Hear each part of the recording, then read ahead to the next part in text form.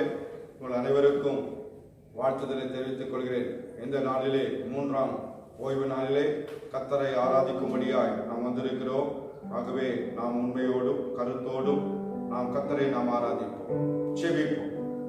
ஸ்தோத்திரிக்கிறோம் ஆண்டவரே, நன்றியோடு துதிக்கிறோம். பரிசுத்தமுள்ள நல்ல தகப்பனே, இதாண்டவரே இந்த நாளிலும் அப்பா ஆண்டவரே இந்த மாதத்தின் 3ஆம் ஓய்வு நாளை காண தேவனை உதவி செய்த தயவுக்காக நன்றி ராஜா. ஸ்தோத்திரம். உடைய ஆராதனை தேவன் நீர் பரிசுத்தப்படுத்துவீராக. கர்த்தருடைய வல்லமையுள்ள அசைவாடுதல் உடைய பாடல்களிலே ஆராதனையிலே தெய்வ செய்தியிலும் காணப்படட்டும் அப்பா. நீங்க ஆண்டவரே உகந்த வாசனையாய் எடுத்துக் கொள்கிற ஆராதனையாய் காணப்படட்டும் ஆண்டவரே. ஸ்தோத்திரம். கர்த்தருடைய வல்லமை இறங்கட்டும், கர்த்தருடைய மகிமை இறங்கட்டும் அப்பா. ஒவ்வொரு கூடாரத்திலும் கர்த்தருடைய ஆளுகை காணப்படட்டும், பிரசனம் காணப்படட்டும் அப்பா. நீங்க கிரிகளை நடப்பீங்க அப்பா. துதிகன மகிமை எல்லாம் உங்களுக்கே செலுத்துகிறேன். மீட்பரேசு நாமத்தில் ஜெபிக்கிறேன் ஜீவனுள்ள நல்ல பிதாவே, ஆமென், ஆமென். பாட்டு புக்கில் உள்ள 254வது பாடல். ஸ்தோத்திரம் ஸ்தோத்திரம் இயேசுவுக்கே துதி சாற்றிடுவோம் என்றுமே என்ற பாடலை நாம் பாடுவோம்.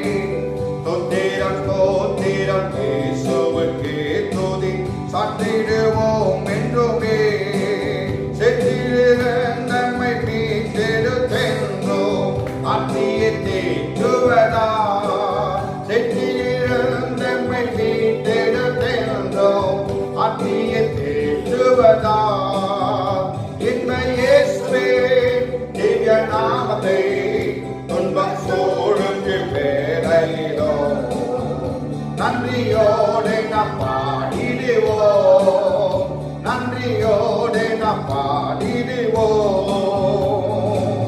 கஷ்டங்கள் நஷ்டங்கள் சூழ்ந்திடும் வேளையில் சொந்திடா பெற நாளிப்பார். கஷ்டங்கள் நஷ்டங்கள் சூழ்ந்திடும் வேளையில் சொந்திடா பெற நாளிப்பார். நாளும் நம் குறைகள் யாவையும் கண்டு நல்குவேன் கிருபை என்றார். நாளும் நம் குறைகள் யாவையும் கண்டு நல்குவேன் கிருபை என்றார்.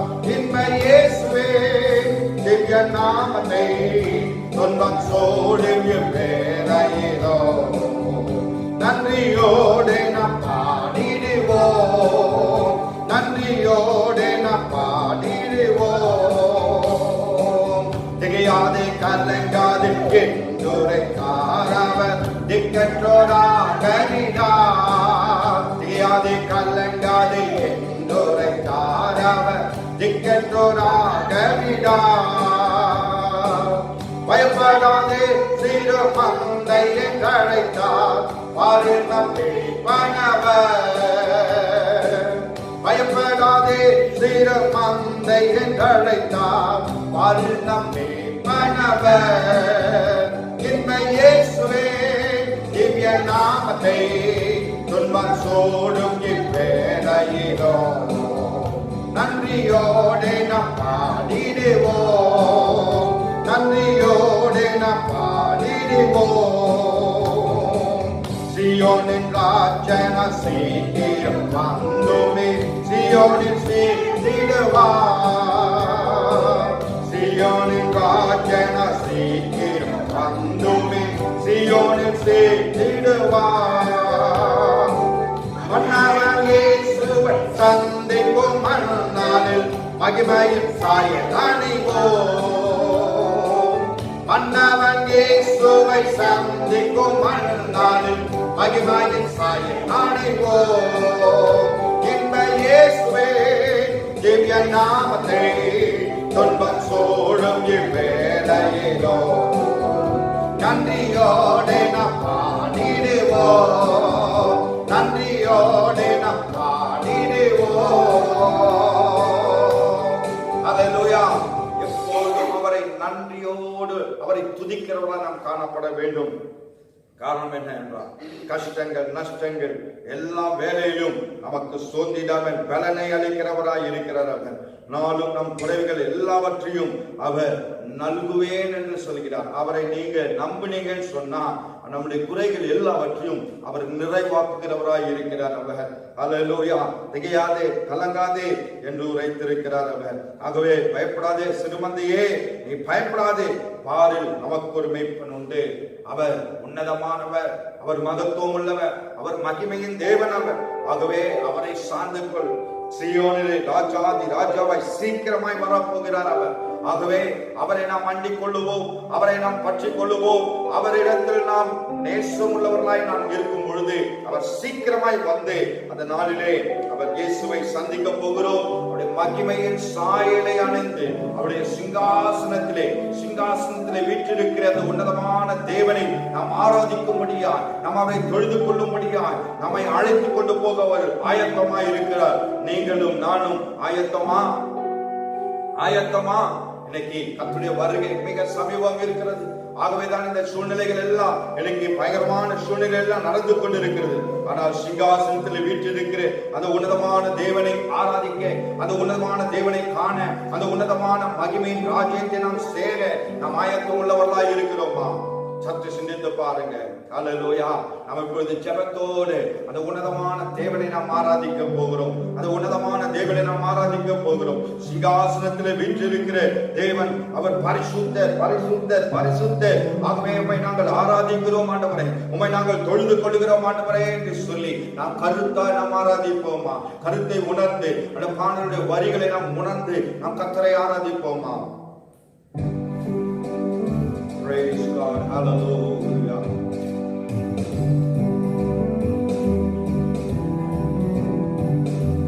Praise God. Amen. சிங்காசனத்தில் வீற்றிருக்கும் பரிசுத்தரே, பரிசுத்தரே, சிங்காசனத்தில் வீற்றிருக்கும் பரிசுத்தரே, பரிசுத்தரே, ஆராதனை உமக்கு, ஆராதனை, ஆராதனை உமக்கு, ஆராதனை, ஆராதனை உமக்கு, ஆராதனை, ஆராதனை உமக்கு, ஆராதனை. கேருபீன்கள் சேராபீன்கள் போற்றிடும் எங்கள் பரிசுத்தரே. கேருபீன்கள் சேராபீன்கள் போற்றிடும் எங்கள் பரிசுத்தரே. ஆராதனை உமக்கு, ஆராதனை, ஆராதனை உமக்கு, ஆராதனை, ஆராதனை உமக்கு, ஆராதனை, ஆராதனை உமக்கு, ஆராதனை. இருபுறமோ கருப்புள்ள பட்டயத்தை கரங்களில் உடையவரே. இருபுறமோ கருப்புள்ள பட்டயத்தை கரங்களில் உடையவரே. ஆராதனை உமக்கு, ஆராதனை, ஆராதனை உமக்கு, ஆராதனை, ஆராதனை உமக்கு, ஆராதனை, ஆராதனை உமக்கு, ஆராதனை. பரிசுத்தமோ சத்தியமோ தாவீதின் திறவுகோலை உடையவரே. பரிசுத்தமோ சத்தியமோ தாவீதின் திறவுகோலை உடையவரே. ஆராதனை உமக்கு, ஆராதனை, ஆராதனை உமக்கு, ஆராதனை, ஆராதனை உமக்கு, ஆராதனை, ஆராதனை உமக்கு, ஆராதனை. அக்கிஜ்வாலை போன்றே கண்களையோ பாதங்களை உடையவரே அக்னி ஜுவாலை போன்ற கண்களையோ வெண்கல பாதங்களை உடையவரே ஆராதனை உமக்கு ஆராதனை ஆராதனை உமக்கு ஆராதனை எல்லாரும் சொல்லுவோம் ஆராதனை உமக்கு ஆராதனை ஆராதனை உமக்கு ஆராதனை. ஹல்லேலூயா. அவர் ஒருவருக்கு ஆராதனைக்குரியவர். அவர் ஒருவரே மகத்துவம் உள்ள தேவன். அவர் ஒருவரே மகிமையுள்ள தேவன். அவர் பரிசுத்தமும் சத்தியத்தை உடைய தேவன். அவர் ஒருவரே. ஹல்லேலூயா. ஆகவே அவரை நாம் ஆராதிக்க வேண்டும். அவர் எப்படிப்பட்டவரா? அக்கினி ஜுவாலை போன்ற கண்களை உடையவர். அவர் வெண்கல பாதங்களை உடையவர் அவர் இருக்கிறார். ஆகவே அக்கினி ஜுவாலை உள்ள நம் தேவன், ஓ மகத்துவம் உள்ள தேவன், அக்கினியிலே உலாவுகிற தேவனாய் இருக்கிறார் அவர். ஹல்லேலூயா.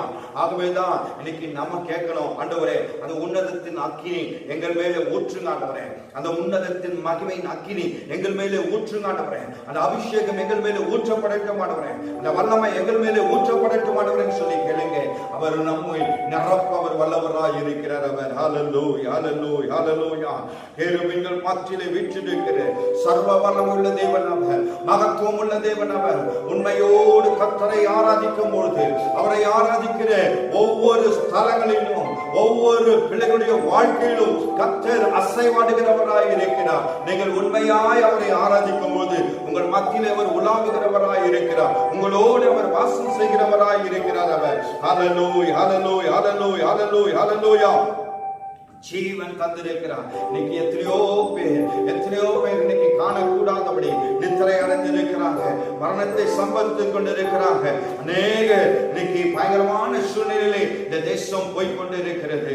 ஆனாலும் நமக்கு ஜீவனை தந்திருக்கிறாரே, நமக்கு சுகத்தை தந்திருக்கிறாரே, நமக்கு பலனை தந்திருக்கிறாரே. ஆகவே நான் உண்மை ஆராதிப்பேன் ஆண்டவரே, என்னை வாழ வைத்திருக்கிறீரே, நான் உண்மை ஆராதிக்கிறேன் ஆண்டவரே, என்னை தெரிந்து கொண்டிருக்கிறீரே, உண்மை நான் ஆராதிக்கிறேன் ஆண்டவரே என்று சொல்லி எல்லா சூழ்நிலையிலும் நான் உண்மையே ஆராதிப்பேன் ஆண்டவரே என்று சொல்லி அவரை நாம் ஆராதிக்கிறவர்களாய் காணப்படுவோமா? ஹல்லேலூயா.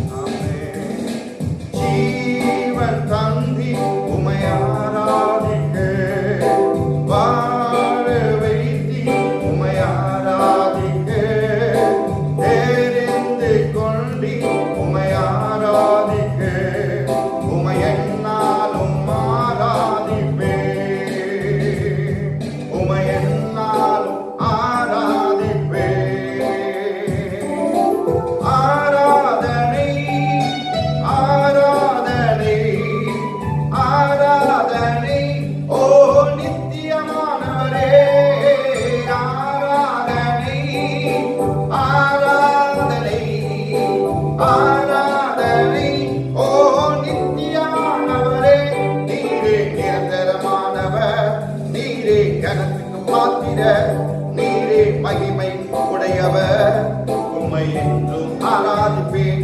நீரே நிரந்தரமானவர், நீரே கணத்துக்கு பாத்திர, நீரே மகிமை உடையவர், உம்மை என்றும் ஆராதிப்பேன். வரங்கள் தந்தி உம்மை ஆராதிக்க, மேன்மை தந்தி உம்மை ஆராதிக்க, உம்மை ஆராதிக்க, உம்மை என்னாலும் ஆராதிப்பே. வரங்கள் தந்தி உம்மை ஆராதிக்க, மேன்மை தந்தி உம்மை ஆராதிக்க, ஞானம் தந்தி உம்மை ஆராதிக்க, உம்மை என்னாலும்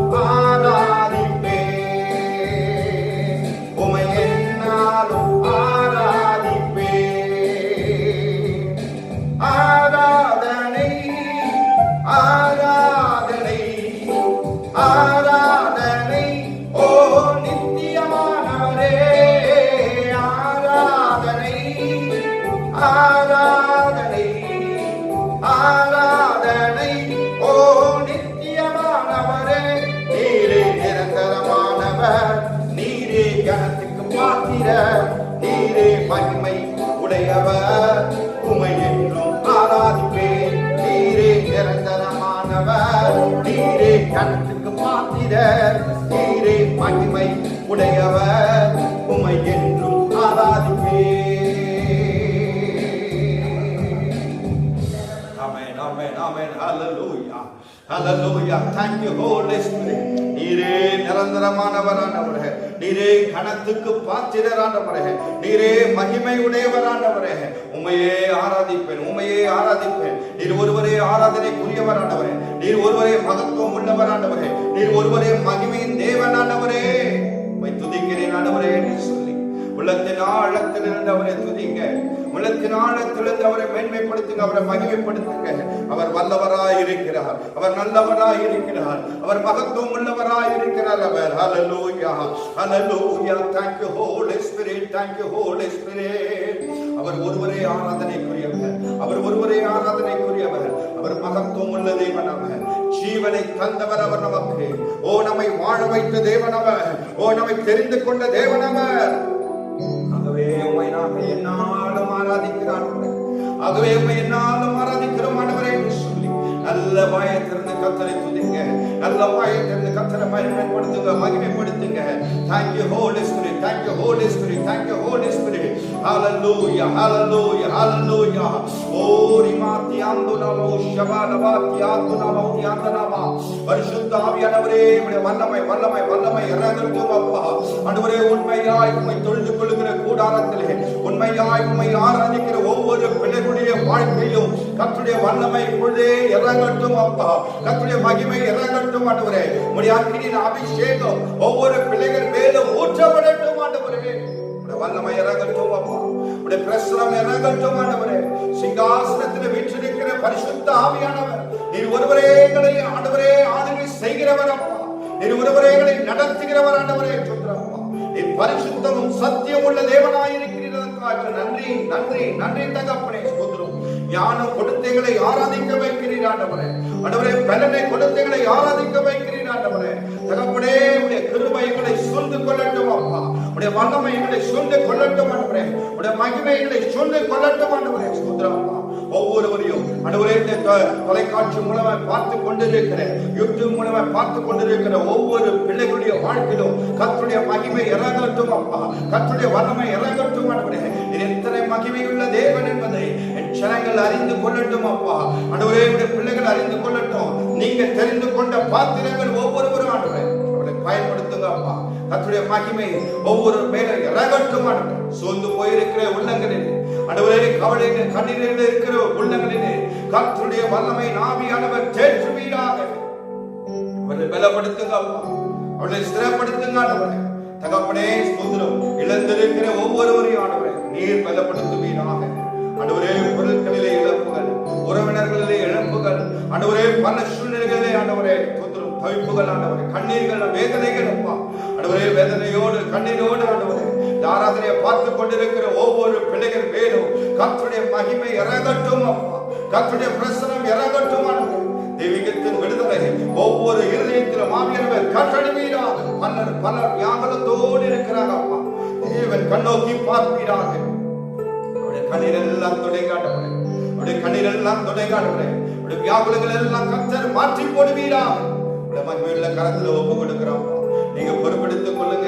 இந்த தேசத்துக்காய் வருகிற ஆண்டவரே, இந்த தேசத்திலே காணப்படுகிற இந்த கொள்ளை நோயில ஆண்டவரே ஸ்தோத்திரம் தீர்வை கொடுங்கப்பா, தயவாய் இறங்குங்கப்பா. எங்கள் குறை குற்றங்கள் எல்லாம் ஒரு விஷயம் மன்னிங்க, மன்னிங்க. உடைய தயவுள்ள இறக்கம் ஆண்டவரே அப்பா, மனதிருக்கும் அப்பா, எங்கள் தேசத்தின் மேலே இறங்கட்டும் அப்பா. இந்த நாட்களிலே ஆண்டவரே, கடந்த நாட்களிலே காட்டிலும் ஆண்டவரே, இந்த நாட்களிலே ஆண்டவரே அதிகமான இந்த கொரோனா வைரஸின் கிரியைகள் குறைந்திருக்கிறது நாங்கள் கேள்விப்படுகிறோம் அப்பா.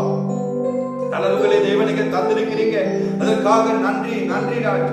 இன்னும் பூர்ணமான விடுதலை கொடுங்கப்பா. நாங்கள் விடுதலையாய் ஆராதிக்க, நாங்கள் கூடி ஆராதிக்க ஆவியானவர் எங்களுக்கு ஒரு வழியை தேவன் திறப்பீராக, திறப்பீராக ஆண்டவரே. வாழ்வின் கரத்துல ஒப்பு கொடுக்கிறோம். பொறுப்படுத்திக் கொள்ளுங்க. தேசத்தை ஆளுகிற பிரதமருக்காய் சோதரம், மத்திய அமைச்சர்களுக்காய் சோதரம், மாநில முதலமைச்சருக்காய் சோதரம், ஆண்டவரே சோதரம், மாநில அமைச்சர்களுக்காய் சோதரம். எல்லாருக்கும் விசேஷித்த ஞானத்தை கொடுங்கப்பா, விசேஷித்த கிருபைகளை தாங்கப்பா, அவர்களுக்கு நல்ல சுகர் நல்ல ஆரோக்கியத்தை கொடுப்பீராக ஆண்டவரே சோதரப்பா. கர்த்தாவே இந்த தேசத்தை நல்வழியில் நடத்தக்கூடியதான கிருபைகளை தேவனே தருவீராக ஆண்டவரே சோதரப்பா. உடைய அன்பின் கரத்துல ஒப்பு கொடுக்கிறான், நீங்க பொறுப்பெடுத்து நடத்துங்கப்பா. தொடர்ந்து ஆவியானவர் எங்களோடு பேசுங்கப்பா, தேவ செய்திகளோடு எங்களோடு பேசுங்க ஆண்டவரே. உடைய அன்பின் கரத்துல எங்களை ஒப்பு கொடுக்கிறோம், நீங்க பொறுப்பெடுத்து நடத்துங்க. துதிகர மகிமை எல்லாம் ஒருவருக்கே சொல்லுங்க. மீட்பரேசு நாமத்தில் ஜெபிக்கிறேன் சொல்லுற நல்ல பிதாவே, ஆமென், ஆமென்.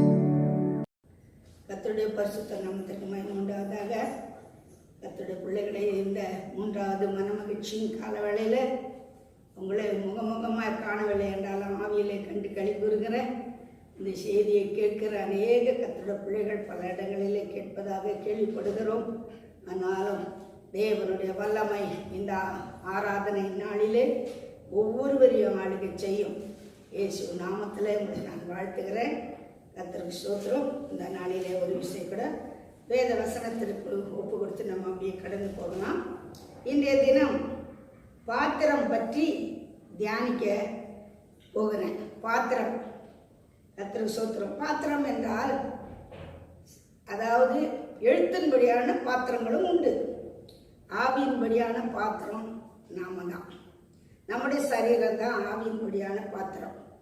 ஆவியினால தான் ஒரு முறை ஆண்டவர் அப்போஸ்தலர் நடபடிகளிலே ஆண்டவர் சொல்கிறார் 9வது அதிகாரத்தில், சவுல் நியாயப்பிரமாணத்தின்படியாக மோசேயினுடைய நிபந்தனையின்படி கட்டளையின்படியாக குற்றச்சாட்டப்பட்ட ஆதுபடி வாழ்ந்து வந்த அந்த சவுலாகப்பட்டவர் ஆண்டவராக இயேசு கிறிஸ்துவை இரட்சகராக ஏற்றுக்கொள்ளாம தேவ ஜனங்களை பயங்கரமாக துன்பப்படுத்தி கொண்டு வந்திருக்கிற வேளையில தமஸ்கு பகுதியிலே அவர் கடந்து போய் கர்த்தருடைய பிள்ளைகளை துன்பப்படுத்த வேண்டும் என்று சொல்லி பர்மிஷனோட போறாரு.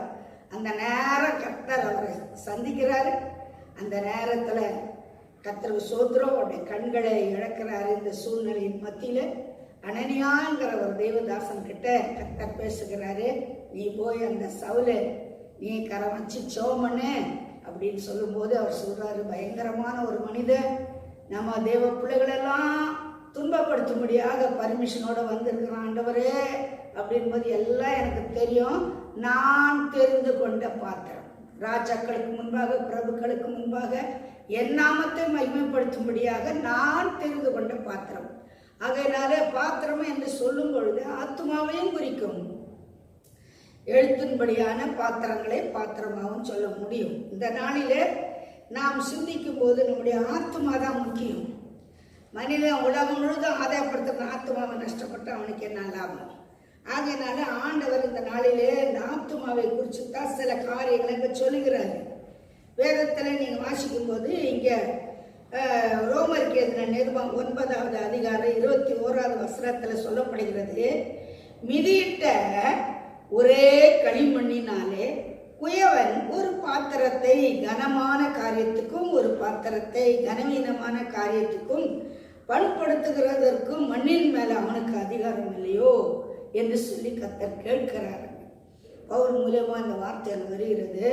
கர்த்தர் ஒரு குயவன் மண்ணை கொண்டு அவன் கனத்துக்குரிய பாத்திரமாகவும் கனவீனத்துக்குரிய பாத்திரமாகவும் அவன் உருவாக்குவதற்கு அந்த மண்ணின் மேல அவனுக்கு அதிகாரம் ஆமே இல்லையோ என்று கேட்கிறார். அதேதான் பரம குயவனாகிய நம்முடைய ஆண்டவரும் கூட அவருடைய பிள்ளைகளாகிய நம்மை கணத்துக்குரியவர்களாய் மாற்றதான் தேவன் பூமிக்குள்ள வந்தார். அவருக்கு எதையும் செய்ய முடியும். ஒருவனை வாழ்த்தவும் முடியும், ஒருவனை உயர்த்தவும் முடியும், ஒருவனை தாழ்த்தவும் முடியும். அவருக்கு அதிகாரம் இல்லையோ? ஒரு மண்ணுக்கு பெசைகிற ஒரு குயவனுக்கு அதிகாரம் இருக்குதுன்னு சொன்னா நம் தன் ஜீவனை தந்த தேவாதி தேவனுக்கு நம்ம மேல பெரிய அதிகாரம் உண்டு. கர்த்தருக்கு ஸ்தோத்திரம். இந்த நாளில் அதை வச்சுதான் நம்ம இப்பொழுது என்ன செய்ய போறோம்னா தியானிக்க போகிறோம். கர்த்தருக்கு ஸ்தோத்திரம். ஆகையினால இந்த நாளில் ஒரு விஷயம் கூட பக்தம் பாடுகிறான். கர்த்தருக்கு ஸ்தோத்திரம். வெறுமையான பாத்திரனா வேறுத்து தள்ளாமலே நீரம்பி வழியும் பாத்திரமாய் விளங்க செய்திடுவே. நிறைவான பாத்திரமெல்லாம் இயேசுவை போற்றிடுதே. என்னையோ அவ்வித பாத்திரமான் வணைந்து கொள்ளுமே. என்னையோ அவ்வித பாத்திரமான் வணைந்து கொள்ளுமே. குயவனே குயவனே படைப்பின் காரணனே, களிமண்ணான என்னையுமே கண்ணோக்கி பார்த்தடுமே. என்னையுமே கண்ணோக்கி பார்த்திடுமே. பெருமையான பாத்திரம் தான் ஆண்டவரே.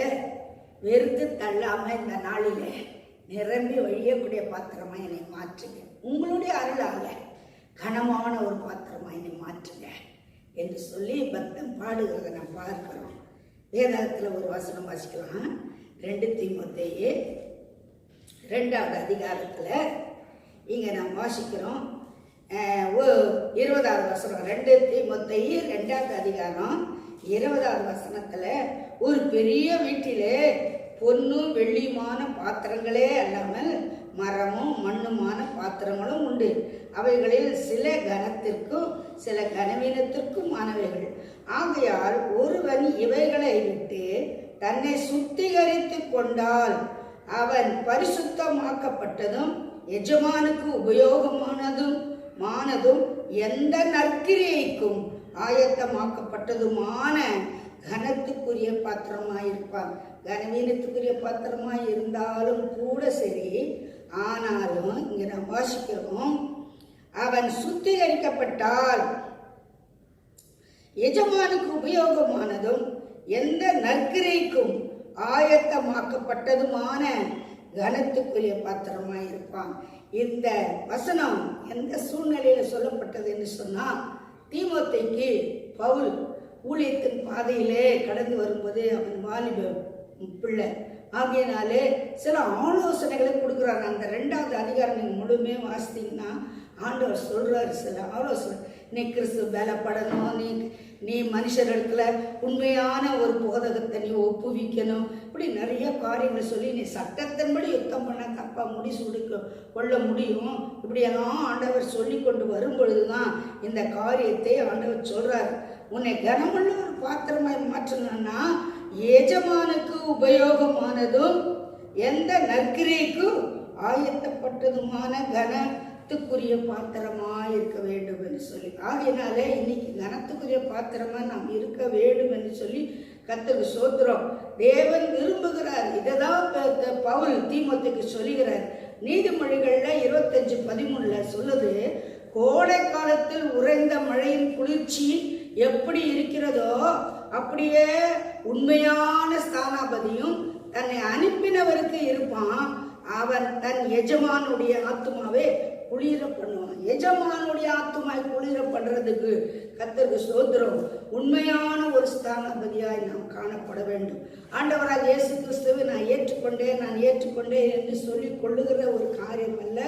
உண்மையாய் நான் ஆண்டவரை ஏற்றுக்கொண்டு ஆண்டவருக்காக நான் எப்படி ஜீவிக்கிறேன் என்கிற இந்த ஒரு காரியம் நம்முடைய வாழ்க்கையில காணப்பட வேண்டும். உண்மை வேணும். உண்மை இல்லாம ஆண்டவருக்கு செய்ய முடியாது. நற்கிரியைகள் வேணும். ஆண்டவருடைய பாதத்துல 19 ஒரு வசனம் சொல்லுது, அவர் நாமத்தை சொல்லுகிறவன் எவனும் அநியாயத்தை விட்டு விலகி அவன் நடக்க கடவன். அவருடைய நாமத்தை வாயினால அறிக்கை பண்ணுகிறவன், கிறிஸ்துவின் நாமத்தை சொல்லுகிறவன் எவனும் அநியாயத்தை விட்டு விலகணுமா. இன்னைக்கு எங்க பட்டாலும் அநியாயம், நற்கிரியைகளை பார்க்க முடியல. எங்க பார்த்தாலும் அநியாயம் அக்கிரமம் பெருகி கிடக்குது. ஆகையினால் இன்னைக்கு அந்த அநியாயத்தை நான் விட்டு விலக வேண்டும் என்று சொன்னா கர்த்தருக்கு ஸ்தோத்திரம். நிச்சயமா நம்முடைய எஜமானுடைய ஆத்துமா என்ன செய்யும் கேட்டீங்கன்னா குளிர பண்ணும். எஜமானுடைய ஆத்துமா குளிர பண்ணும். ஆகையினால அப்பொழுது கர்த்தர் உன்னை கனத்துக்குரிய பாத்திரமாய் தேவன் மாற்றுவார். அல்லேலூயா. ஆகையினாலே ஆண்டவர் ஏசாயா 52 ஒரு வார்த்தை சொல்லுகிறது. 52:11 புறப்படுங்கள், புறப்படுங்கள், அவிழ்த்து விட்டு போங்கள், அசுத்தமானது தொடாது இருங்கள். கர்த்தருடைய பாத்திரங்களை சுமக்கிறவர்களே, அது நடுவிலே இருந்து புறப்பட்டு உங்களை சுத்திகரித்துக் கொள்ளுங்கள் என்று சொல்லுகிறார். கர்த்தருக்கு ஸ்தோத்திரம். ஏசாயா தீர்க்கதரிசியின் மூலமாக ஆவியானவருக்கு திருவிழம் பெற்றுகிற காரியம் என்னவென்றால், புறப்படுங்கள் அப்படி என்று சொன்னால், ஏதோ ஒரு அசுத்தமான இடத்துல நாம் இருக்கிறோம், கர்த்தருக்கு பிரியமில்லாத ஒரு சூழ்நிலையில சிக்கி இருக்கிறோம், கர்த்தருக்கு பிரியமில்லாத காரியத்திலே நாம் கடந்து போய் கொண்டு இருக்கிறோம், ஜீவித்து கொண்டு இருக்கிறோம், ஐக்கியப்பட்டு கொண்டு இருக்கிறோம். ஆண்டவருக்கு பிரியமில்லாத ஒரு காரியம் அது. ஆகையினால அந்த இடத்துல நீங்க இருந்தீங்கன்னா நிச்சயமாய் நீங்கள் என்ன செய்யப்படுவீர்கள் என்றால் கனிவீனத்துக்குரியவர்களாய் மாறுவீர்கள். ஏனென்றால் நீங்கள் சாதாரண நாட்களிலே அசாதாரணமானவர்கள். உங்களுடைய முழு சரீரமும் பாத்திரம் என்று சொல்கிறார். பரிசுத்த பாத்திரத்தை சுமக்கிறவர்களே. அப்படி என்றால் இங்கே எதை குறிக்கும்? நம்முடைய கண்ணு, காது, வாய், நம்முடைய சிந்தனை, நம்முடைய கை, காது, இருதயம் எல்லாமே கர்த்தருக்குரிய ஒரு பரிசுத்தமான பாத்திரம். கை சுத்தமா இருக்கணும், கர்த்தர் சுத்தர வாய் சுத்தமா இருக்கணும், நம்முடைய பார்வை சுத்தமா இருக்கணும். ஒரு உருப்படிகளிலும் பரிசுத்தமான பாத்திரம் என்று சொல்லுகிறார். நாம் அசுத்தமான இடத்துல, கர்த்தருக்கு பிரியமில்லாத ஒரு பாதையிலே, கர்த்தருக்கு பிரியமில்லாத ஒரு வழியில நாம் ஜீவித்துக் கொண்டு இருப்போம் என்று சொன்னால் நிச்சயமாகவே இந்த பாத்திரங்கள் எல்லாம் என்ன ஆகுன்னு கேட்டீங்கன்னா தீட்டுப்பட்டு போகும். தீட்டுப்படும் போது எஜமானுடைய இருதயம் குளிராது, வேதனைப்படும். அவரை சந்தோஷப்படுத்தணும். அவரை சந்தோஷப்படுத்த நிச்சயமாக அவருடைய பிள்ளைகளாகிய உங்களை என்னையும் அவர் சந்தோஷப்படுத்துவார். ஆகையினால கர்த்தருடைய பிள்ளைகளே, இந்த நாளிலே நாம் எப்படி இருக்கிறோம்? கர்த்தருடைய பாத்திரத்தை சுமக்கிறோம் சொல்றோம். ஆனா நான் எப்படியா அசுத்தத்திலே இருந்துகிட்டு நான் சுமக்கிறேன்னா எப்படி அர்த்தம்? கொஞ்சம் யோசித்து பார்க்கணும். ஆண்டவரே என்னை மன்னிங்க, எந்த இடத்துல இருக்கிறேன்? ஆதாமை போல ஒளிஞ்சுட்டு இருக்கிறோமா? வெளியே வர முடியாம சிக்கிட்டு இருக்கிறோமா? மனுஷனை பிரியப்படுத்திட்டு உட்கார்ந்து இருக்கிறோமா? அதுவும் இந்த லாக்டவுன் சொல்லவே வேணாம். லாக்டவுன்ல எத்தனை பேர் தனி ஜபம் இல்லை, குடும்ப ஜபம் இல்லை. சிலரை நாங்க கேட்டோம், இங்க வருவாங்க, அவங்கள கேட்போம், ஜெபம் பண்ணீங்களா? நாங்கள் ஜெபம் பண்ணோம். வேதெல்லாம் வர்றாங்க, கரெக்டாக வாசிக்கிறோம். இன்னைக்கு வாசிக்கணும், இன்னைக்கு தான் வாசிக்கல. ஜெபம் பண்ண இனிமேல் ராத்திரி தான் போய் ஜெபம் பண்ணணும். அப்போ ஒரு நாளைக்கு ஒரு ஜெபம். ராத்திரி ஜெபம் பண்ணுவாங்களோ பண்ண மாட்டாங்களோ தெரியாது. கர்த்தருக்கு ஸ்தோத்திரம். அப்படியே தான் அந்த லாக்டவுனில் நம்முடைய ஜீவி எப்படி இருக்குது யோசிப்பாங்க. உண்மையிலேயே எனக்கெல்லாம் ரொம்ப கஷ்டம். கர்த்தரோட பிள்ளைங்க நிறைய பேர் இதை நம்ம செய்தியை கொடுக்குறோம். கர்த்தரோட பிள்ளைங்க நமக்கு உதவியும் வந்து செய்கிறாங்க. எடுத்து உங்களுக்கு இந்த ஆன்லைனில் அனுப்புகிறோம். ஆனால் ரொம்ப பேர் என்ன செய்கிறதில்லன்னா பார்க்குறதில்ல. ரெண்டாவது செல்ஃபில் வச்சுருவாங்க, அவங்க பாட்டுக்கு வேலையை செஞ்சுக்கிட்டே இருப்பாங்க, அதை கேட்டுக்கிட்டு படுத்துக்கிட்டே கேட்பாங்க நைட்டில் சிலர். கர்த்தருக்கு ஸ்தோத்திரம். ஒரு பயபக்தியோட ஒரு ஆராதனை நாளாச்சு இன்னைக்கு. இந்த ஆராதனை நேரத்தை கர்த்தருக்கு கொடுத்துருவோம் என்று சொல்லி எத்தனை குடும்பம் கொடுக்குறாங்களோ தெரியாது.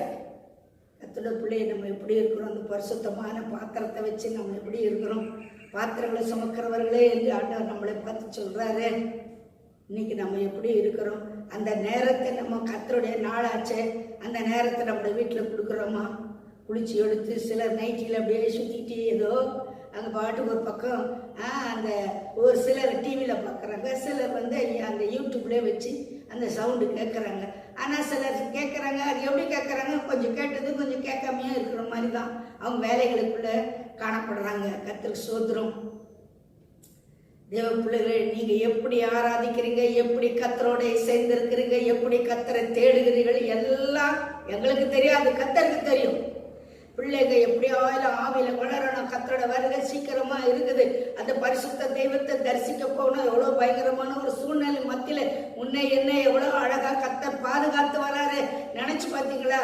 பக்கத்து வீட்டிலே கொரோனா, ஆனா உங்களை எப்படி ஒரு அம்மா வந்து சொன்னாங்க, பக்கத்து வீட்டுல கொரோனா, ஆனா எங்களை கர்த்தர் காத்துக்கிட்டாரு.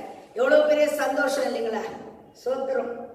கர்த்தருடைய பிள்ளைகளை எப்படியெல்லாம் நம்மளை காத்து வந்த தெய்வத்துக்கு நம்ம என்ன செய்யறோம்? அவருக்கு எப்படி நன்றி உள்ள மக்களாக இருக்கிறோம்? நம்மளுடைய சரீரமாகி அந்த பாத்திரம் ஆண்டவருக்கு உகந்ததா இருக்குதா? பிரயோஜனமா இருக்குதா? இல்ல வேதனைப்படுத்துதா?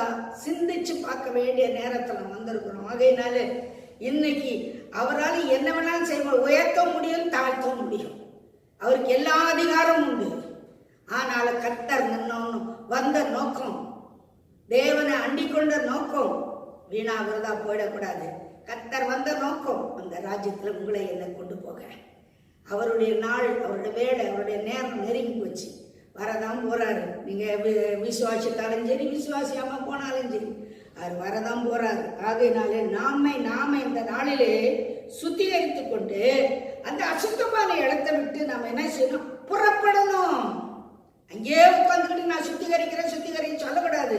அந்த இடத்தை விட்டு நம்ம புறப்படணும். கர்த்தருக்கு ஸ்தோத்திரம்.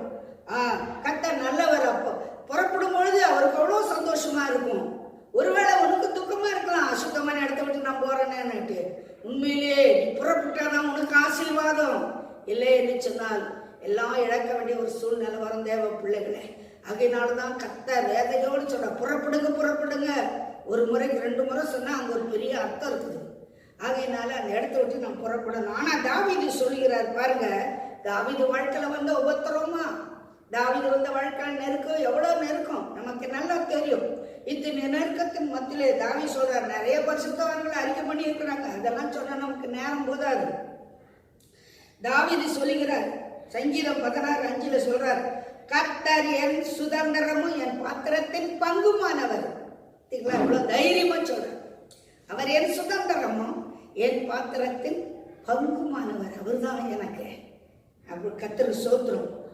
சங்கீதம் 23:5 சொல்றாரு, பிரச்சனைகளின் மத்தியில என் பாத்திரம் நிரம்பி வழிகிறது. தேவ ஆசீர்வாதத்தினாலே பிரச்சனைகளின் மத்தியிலே சமாதானம் நிரம்பி வழிகிறது. பிரச்சனையின் மத்தியிலே சந்தோஷம் நிரம்பி வழிகிறது. உன்னுடைய சரீரமாகிய பாத்திரங்கள் கர்த்தருக்கு பிரியமாயிருக்கிறபடினாலே பிரச்சனைகளின் மத்தியிலே அது சந்தோஷமாய் சமாதானமாய் நிரம்பி வழிகிறது.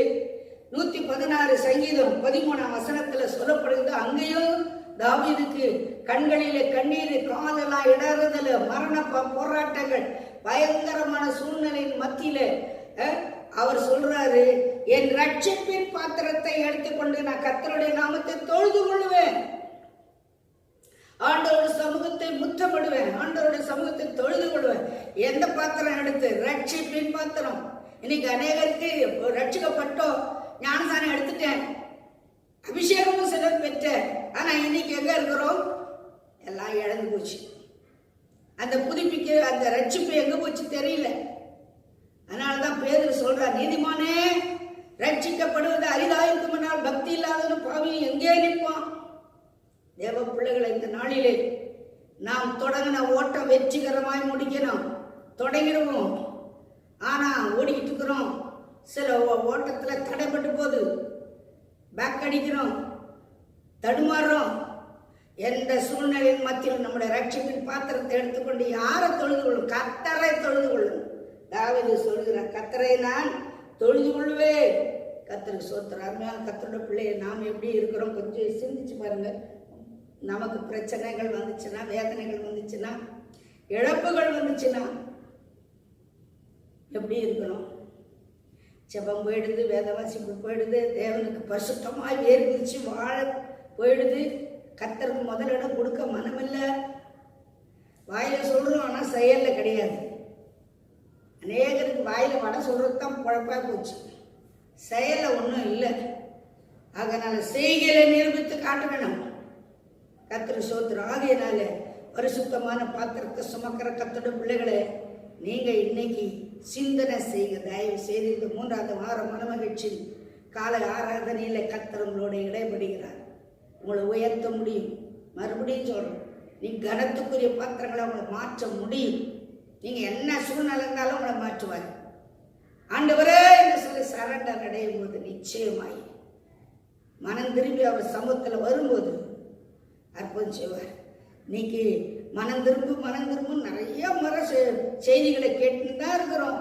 டிவி ஆன் பண்ணா ஆன்லைன்ல நிறைய மெசேஜ் கேட்டு கேட்டு கேட்டு கேட்டு கேட்டு அழுத்து போயிட்டோம். இருதயம் முழங்கி போச்சு, மங்கி போச்சு. மனம் திரும்ப மனம் இல்லாம அதே பிரச்சனையோட தான் இன்னைக்கு ஜீவிக்கிறோம். இன்னைக்கு உன் பாத்திரத்தில் ஒரு ஆசீர்வாதம் வரணுமா? இன்னைக்கு ஒரு காரியம் செய்யணும். மனம் திரும்பணும்.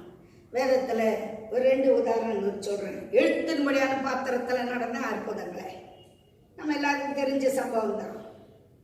2 ராஜாக்களின் புஸ்தகம் 4 அதிகாரத்தில் 1லிருந்து 7 வரைக்கும் வாசித்து பார்த்தீங்கன்னா, அங்கே ஒரு விதவையினுடைய வீட்டில் கர்த்தர் அங்கே அற்புதம் செய்கிறார். கர்த்தர் சோத்திரம். அந்த விதவை ஒரு நல்ல ஒரு தீர்க்கதரிசியுடைய மனைவி, தெய்வ பயம் உள்ள ஒரு நல்ல குடும்பம் தான். அவங்க ஒரு பிஸ்னஸ், எண்ணெய் பிஸ்னஸ் பண்ணியிருக்கிறாங்க. அந்த எண்ணெய் வியாபாரம் பண்ணி அந்த பிஸ்னஸில் ஒரு வேளை தோல்வி வந்திருக்கலாம், கொஞ்சம் கடனில் சிக்கிட்டாங்க. அதுக்குள்ள அந்த ஐயா இறந்து போயிட்டாரு. இந்த அம்மா அந்த இருக்கிற எண்ணெயெல்லாம் விற்று எப்படியோ கொஞ்சம் கடன் கொடுத்துருப்பாங்க, வீட்டு காரியங்களை நடத்தியிருப்பாங்க. கடைசியில் அவங்க வாங்கின முழு கடன் அவங்களால கொடுக்க முடியாமல் பயங்கர சூழ்நிலையின் மத்தியில் சிக்கிட்டாங்க.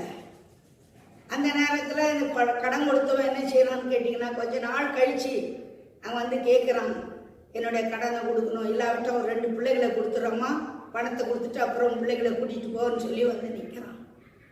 பயங்கரமான ஒரு சூழ்நிலை. அந்த அம்மா நேராக எங்கே வந்ததுன்னு கேட்டிங்கன்னா, எலிசா கிட்ட ஒடியாடுறாங்க. எலிசா ஐயா கிட்ட வந்து சொல்கிறாங்க, ஐயா என்னுடைய புருஷன் தெய்வ பயம் உள்ள மனுஷன்தான், ஆனால் இப்படி ஒரு சூழ்நிலை ஆயிடுச்சு, இப்போ என் பிள்ளைங்களை கடங்காரம் வந்து கொண்டு போகணும்னு நிற்கிறாங்க, எனக்கு பதில் தெரியல, என்ன செய்ய தெரியல. இப்போ அவர் கேட்டார், உங்ககிட்ட என்னம்மா இருக்குது? அந்த அம்மா சொல்லுது, ஒரு குடம் எண்ணெய். ஒருவேளை நான் சொல்கிறேன், நம்மளுடைய தியானத்துக்கு தம்ப ஒரு 5 கிலோ எண்ணெய் இருக்கலாம். ஒரு 5 கிலோ எண்ணெய் அந்த அம்மாக்கிட்ட கடைசியாக அதுதான் கிடக்குது ஐயா, எல்லாம் விற்று முடித்தோம், ஒன்றும் இல்லையா அப்படின்னு. அப்போ அந்த ஐயா சொல்கிறாரு, போய் பக்கத்தில் அக்கத்தில் எல்லாம் போய் என்ன செய்யும், பாத்திரங்களை வாங்குங்க. இவங்களே கடலில் சிக்கி இருக்கிறாங்க. பக்கத்தில் போய் கேட்டால் பாத்திரம் கிடைக்குமா? ஆனாலும் இது ஒரு கடினமான ஒரு வேலை.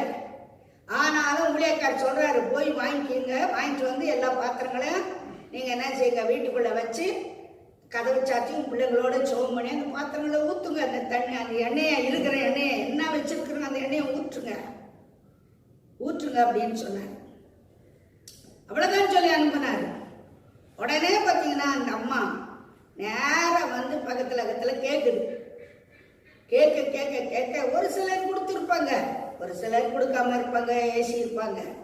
எல்லாருமே நல்ல நல்ல பாத்திரங்கள் கொடுத்துருங்க. ஏதோ அவங்க கேட்குறாங்கள பாத்திரம்னு சொல்லிட்டு பிளாஸ்டிக் பக்கெட்டு, பிளாஸ்டிக்கில் அன்னம் கூட கொடுத்துருக்கலாம், அல்லது பெயிண்ட் டப்பாங்கள் கொடுத்துருக்கலாம், பெரிய டப்பாங்க கொடுத்துருக்கலாம். ஒரு சிலர் சில்வர் தவளை கொடுத்துருக்கலாம், சில பாத்திரங்களை சிலர் கொடுத்துருக்கலாம். இதெல்லாம் கொண்டு வந்து சுத்தம் பண்ணி கதவை தன் பிள்ளைகளோட இந்த மச்சம் பண்ணி அந்த எண்ணெயை இருக்கிற எண்ணெயை வார்க்க அந்த பாத்திரங்கள் நிரம்புது. அது பிளாஸ்டிக் பக்கெட்டாக இருந்தாலும் சரி, அது இரும்பு வாளியாக இருந்தாலும் சரி, அது பெயிண்ட் டப்பாவாக இருந்தாலும் சரி, அது ஒரு பாத்திரம், கனத்துக்குரிய பாத்திரம், கனகத்துக்குரிய பாத்திரம் தான். ஆனா கர்த்தருடைய வார்த்தையின்படி அதுல ஊற்றப்படும் பொழுது ஷகரபலமா தூரபலமா குறவா அந்த பாத்திரங்கள் நிரம்புகிறது. அந்த பாத்திரங்கள் எல்லாம் நிரம்புகிறது. நிரம்பி ஒரு மகன் பாத்திரம் கொண்டு வர, நம்ம ஊற்ற, இன்னொரு பிள்ளை அதை எடுத்து வைக்க, இப்படி எல்லாம் வச்சுட்டு எத்தனை பாத்திரம் நமக்கு தெரியாது. காரணம், நான் விசுவாசிக்கிறேன், அதனுடைய முடிவில் நம்ம பார்க்கிறோம், கடனெல்லாம் கொடுத்து மீதி எடுக்கிற அளவுக்கு பாத்திரங்கள் கிடைச்சிடும். கர்த்தருக்கு ஸ்தோத்திரம். அதுக்கு பிறகு அந்த அம்மா பாத்திரம் கொண்டா மகனே கூப்பிடும் போது, இல்லைம்மா அவ்வளோதான், உடனே அந்த எண்ணெய் நின்று போச்சு. நின்ன உடனே நம்மளுக்கு தெரியும், இதை விற்றுவிட்டு இந்த பணத்தை நீ என்ன பண்ணு, கடங்காரன் குடும்பம் சொல்லுவாருன்னு தெரியும். அந்த அம்மா செய்யலாம். இல்லை, அவர் என்ன சொன்னாரோ அந்த வார்த்தையோட அப்படியே நிப்பாட்டிட்டு திரும்ப ஓடி போய் அந்த ஊழியக்காரர்கிட்ட கேட்குறாங்க. கேட்கும்போது அவர் சொன்னாரு, இதை விற்று கடனை கொடுத்துட்டு மீதி பணத்துக்கு ஏதாவது நீ பொழைக்கிறதுக்கு வழியை பார்த்துக்கோமா அப்படி சொல்லி அனுப்புறாரு. கர்த்தருடைய பிள்ளைகளை ஏன் இப்படி 2 முறை அவங்க போய் வரணும். அந்த ஊழியக்காரி என்ன சொல்றாரோ அதான் சரி, அதுக்கு மிஞ்சி நம்ம செய்யக்கூடாது. இன்னைக்கு நிறைய பேர் அப்படிதான், ஒன்று சொல்லி விட்டோன்னா இவங்க ஒன்று செஞ்சு போய் எங்கெல்லாம் போய் சிக்கிக்குவாங்க. அடுத்த ஸ்டெப் என்ன பண்ணணும், கேட்கணும். கேட்கறதில்ல. சில சுகமா வருவாங்க, சோமனும் ஆண்டவருடைய அருளாங்க, கர்த்தருடைய வல்லமாங்க இறங்காம சுகமாயிடுவாங்க. அவங்க சுகம் ஆன உடனே சுகீனமா இருக்கும்போது சொல்ற வேதனை, அந்த சவுண்டு அந்த வியாகுலம் மூச்சு பெருமூச்சு அவ்வளோ கஷ்டமா இருக்கும். ஆனால் சுகம் ஆனவுடனே என்ன என்ன எப்படி இருக்கிறான்னு சொல்ல மாட்டாங்க. நாங்களா ஒன்று கேட்கணும், இல்லைன்னா யார் மூலியமான கேட்கணும், நல்லா இருக்கிறாங்க, கர்த்தர் ஸ்தோத்திரம், தேவ சமூகத்தை சொல்லணும். அந்த ஊழியக்காரருடைய இருதயம் குளிர பண்ணிச்சு பாருங்க. பாத்திரங்கள் நிரம்பிச்சு எஜமானுடைய இருதயத்தை குளிர பண்ண அவருடைய சொற்படி கீழ்ப்படிய கஷ்டமா இருந்தா கூட சரி கீழ்ப்படியும் போது கர்த்தர் மற்ற காரியங்களாம் சகாயம் பண்ணுவார். உனக்கு கீழ்ப்படிஞ்ச போதும் சகாயம் பண்ண ஆரம்பிச்சுடுவாரு. அந்த அம்மா வாழ்க்கையில் அந்த பாத்திரத்தில் பாருங்க தேவ ஆசீர்வாதம் வந்து அங்கே இறங்குச்சு. யோவான் எழுதின சுவிசேஷம் 2ஆம் அதிகாரத்தில் ஒரு கல்யாணம் நடந்தது. இயேசுராஜா அங்கே போயிருந்தார். கல்யாண வீட்டில் திராட்சை ரசம் குறைஞ்சிருச்சு. உடனே மரியாளுக்கு நியூஸ் போன உடனே மரியாள் அம்மா வராங்க ஆண்டவர்கிட்ட வந்து, அப்பா அந்த வீட்டில் அக்கா வீட்டில் ரசம் குறைஞ்சிச்சு, எதனா நீ செய்ப்பா. அவர் சொன்னார், உனக்கு எனக்கு என்ன, என் வேலை இன்னும் வரலையே. நம்மளுக்கு தெரியும் இவர் பிறந்ததுலேருந்து தரிச்சதுலேருந்து வளர்ந்ததுலேருந்து இவரை பற்றி நிறைய விஷயங்களை எனக்கு தெரியும், மனதில் வச்சுருந்தாங்க. இவர் கட்டாயம் ஏதோ செய்வார்கள். ஆனால் ஒரு மனுஷன் சொல்லி தேவன் செய்யறதா இல்லை, பிதாவுடைய சித்தம் என்னவோ அதுக்காக காத்திருந்தார். இன்னைக்கு இயேசுராஜா என்ன சொல்றாருன்னா, நீ கேட்கணும், நான் கேட்கணும். பிதாவுடைய சித்தத்துக்காக கர்த்தர் காத்திருந்தார். அந்த அம்மா ஒரு வார்த்தை சொல்லிச்சு, அங்க இருக்கிற வேலைக்காரங்களை பார்த்துட்டு, ஐயா என்ன சொல்றாரோ அதை செய்யுங்கப்பா அப்படின்னுட்டு போயிடுச்சு.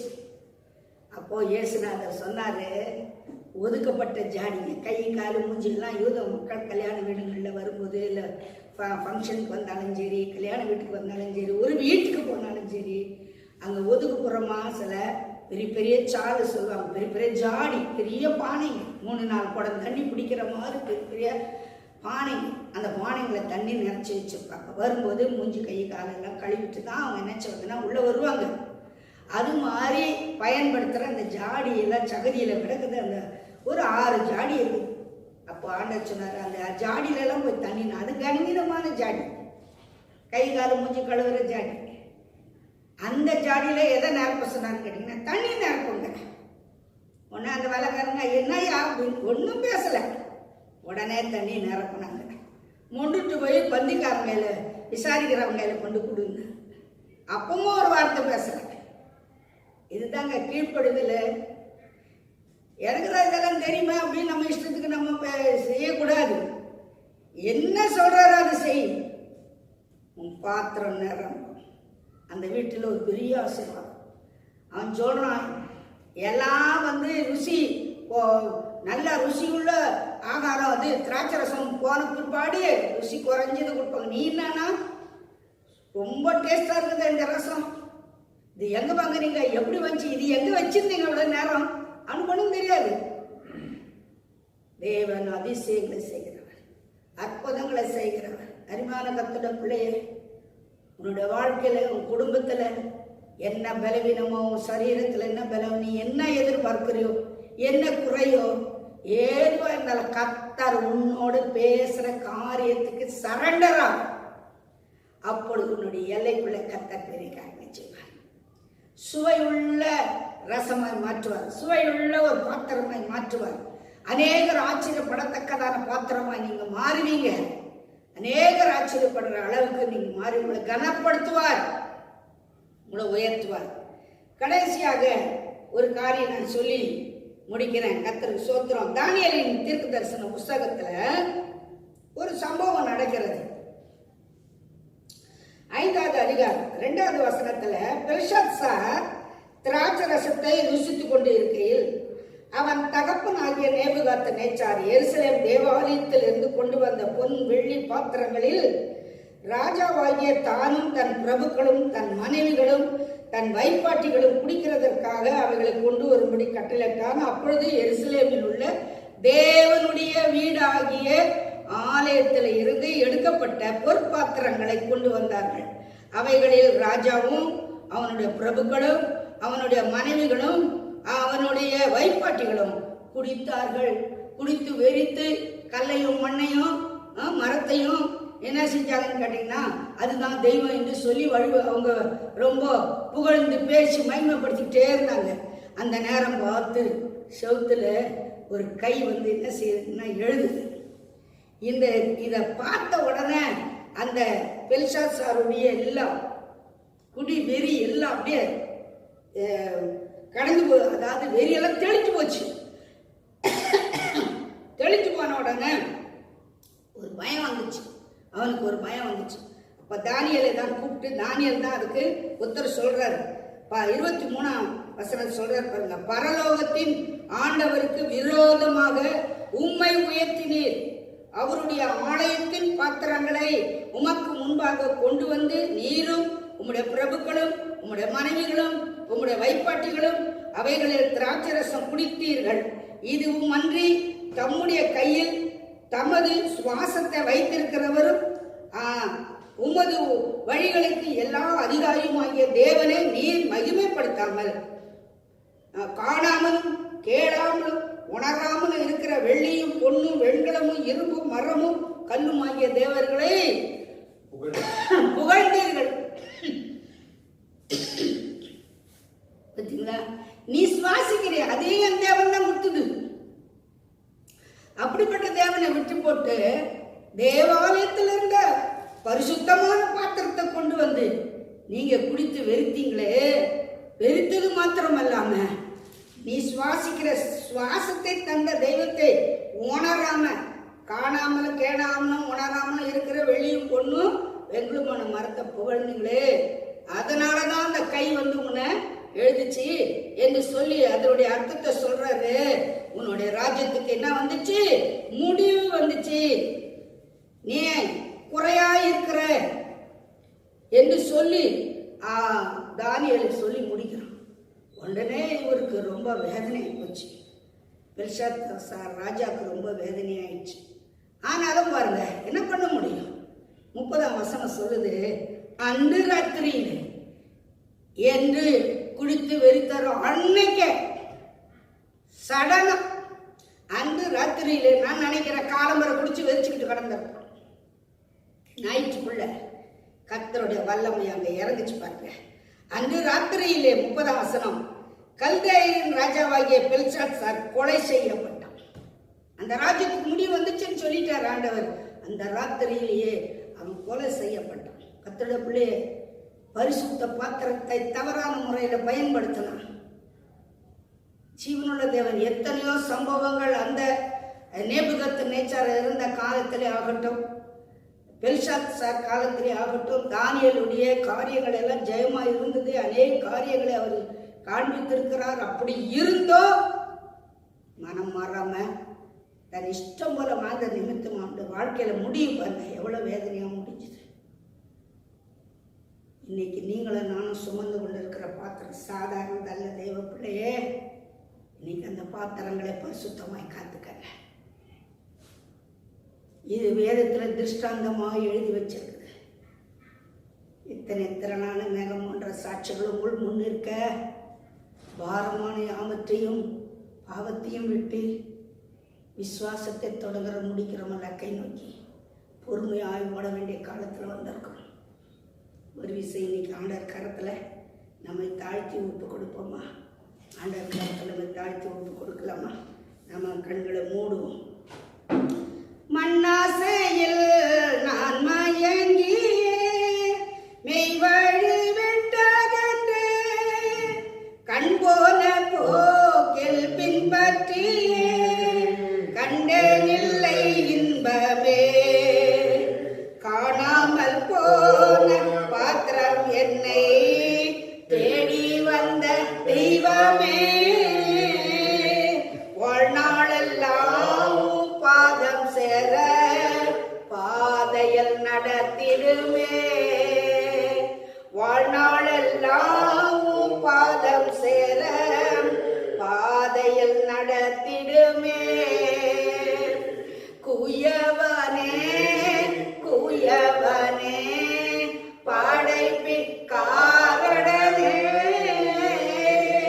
களிமண்ணான என்னையுமே கண்ணோக்கி பார்த்திடுமே.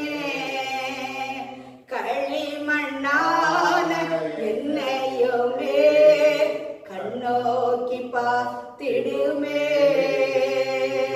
ஆமாண்டவரே, களிமண்ணான என்ன ஒரு விசை கூட இந்த 3ஆவது வாரத்துல கிருபையாக கண்ணோக்கி பார்த்து, ஆவியானவரே, பரிசுத்தமான பாத்திரத்தை சுமந்து கொண்டு இருக்கிற நாங்களும் உங்களுடைய பிரசனத்தை விட்டு வழி விலகாதபடிக்கு, விலகி இருந்தாலும் ஆராதனையில் எங்களோடு இடைப்பட்டு பயந்த அறிக்கை பண்ணி, உமக்குரிய பாத்திரப்பா, உமக்குரிய பாத்திரங்கள் ஆண்டவரே, பரிசுத்தமாயது காணப்பட எங்களை அர்ப்பணிக்க எங்களுக்கு உதவி செய்யுங்க. மனம் திரும்ப கிருபை கொடுங்க ஆண்டவரே. கண்ணீரோடு உடைய பாதத்தில் முத்தமிடர்களாய் மாற்றுங்க ஆண்டவரே.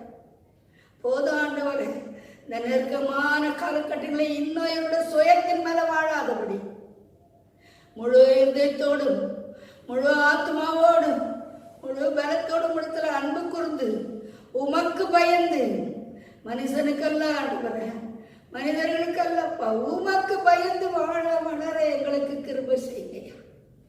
ஒரு முறை இந்த பாத்திரத்தை பரிசுத்தப்படுத்துங்க.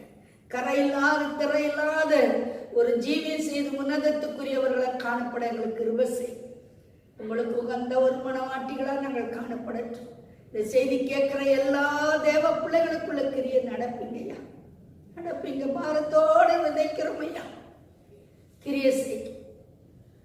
ஆவியானவரே, இந்த நாள் மனமகிழ்ச்சி நாளாடுவர, எத்தனை துயரம் துக்கத்திலே மூழ்கி இருந்தாலும் தேவ ஜனங்களை திடப்படுத்தி தைரியப்படுத்தி பலப்படுத்துங்க. இந்த கொரோனா வியாதியினாலே எத்தனை குடும்பங்கள் இழப்புகளுக்குள்ள சந்தித்திருக்கிறோம். கண்ணீரின் மத்தியிலே ததும்பி கொண்டு இருக்கிறோம். சில இடங்களில ஆறுதல் அற்றவர்களா இருக்கிறாங்க, தேற்றவர்களா இருக்கிறாங்க. பரிசுத்த ஆவியானவர் நீர்னா கிரியை செய்யும்.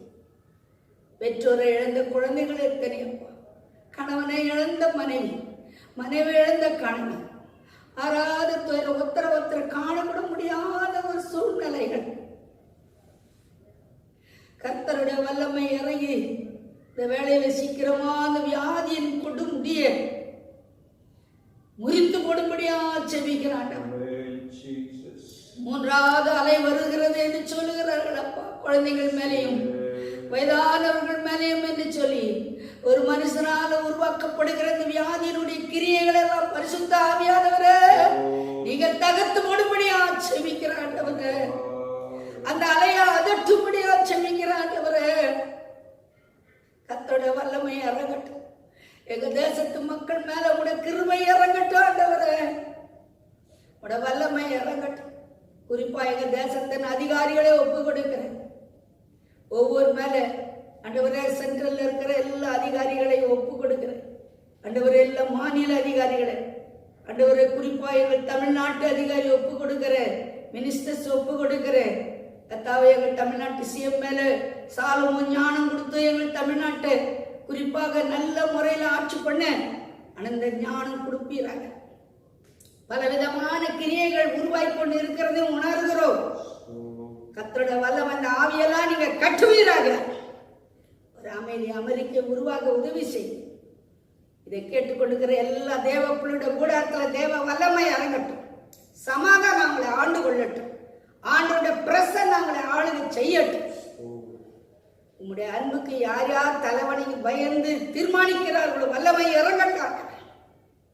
அதிசயம் செய். அவங்க பாத்திரங்கள் நிரம்பி வழியட்டும்.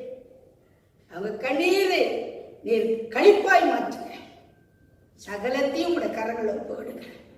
துதி கன மகிமை எல்லாம் உங்களுக்கே நாங்கள் செலுத்துகிறோம்.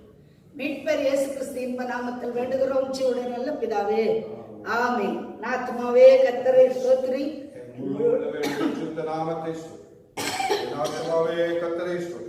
கர்த்தர் செய்த சகல உபகாரங்களையும் மறவாதே.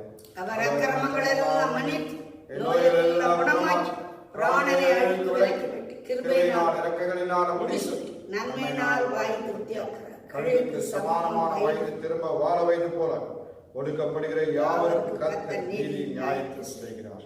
கர்த்தர் உங்களை ஆசீர்வதித்து உங்களை காக்க கடவர். கர்த்தர் தம்முடைய முகத்தை உங்கள் மேலே பிரகாசிக்கப்படி உங்கள் மேல் கிருபையாயிருக்க கடவர்.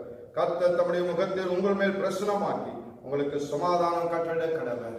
நம்முடைய கர்த்தராகிய இயேசு கிறிஸ்துவின் கிருபையும் பிதாவாகிய தேவனுடைய அன்பும் பரிசுத்த ஆவியாருடைய அன்பும் ஐக்கியம் இன்றும் என்று சதா காலங்களில் சகல பரிசுத்தவான்களோடும் நம் அனைவரோடு கர்த்தருடைய ஆசை என்ற நிலையால் நிலைத்திருப்பதாக. ஆமென். அல்லேலூயா. Hallelujah. Hallelujah. Hallelujah. Hallelujah. Hallelujah. Praise the Lord. God bless you.